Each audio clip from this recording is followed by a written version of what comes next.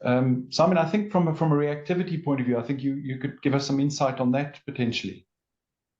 Yeah, I've just jotted down 4 extra additional points. Yeah, you touched on the reactivity. Clearly, the factors affecting slaking, the quality of the lime, and reactivity being one chemical measure that we use. It's measured in as an Arden. I'm not going to go into the detail, but it's basically a measure of how readily your lime reacts with water. And that's a function of the burning of the limestone to produce the lime. So and that's one of the tests that one should consider when looking at slaking, factors affecting slaking. Another quality, of course, is the available lime that you have in your calcium oxide, the lime that you're buying from your supplier. Another consideration, a factor, is the grit content of that lime. It relates somewhat to, of course, to the amount of available lime you have. The more grit, which is typically acid insolubles, things like silica or unburnt limestone in your lime, those all contribute to the grit.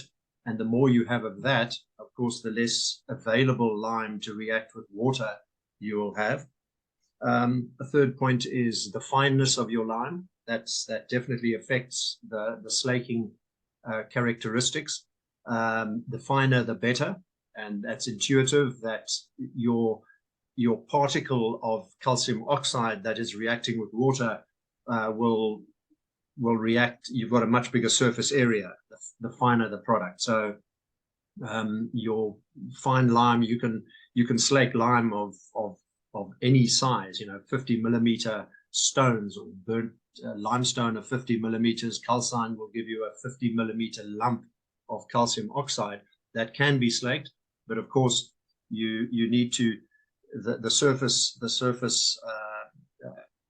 particles of calcium oxide will react first to form calcium hydroxide, and it will slowly work its way through. And then the problem there you have to consider is just what Karsten has alluded to, the concept of drowning, where you have too much water to that lime and it forms a hydrate coating, and the inside of your lime doesn't react properly.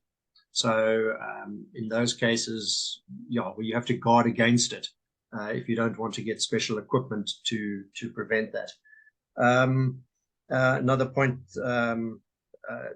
that affects slaking is obviously the agitation. You want a solid, a good agitation as you're adding the unslaked lime to the water. In your first stage, you must have a good agitation, and I think Karsten will talk a bit more about that later. But that's another factor that affects slaking.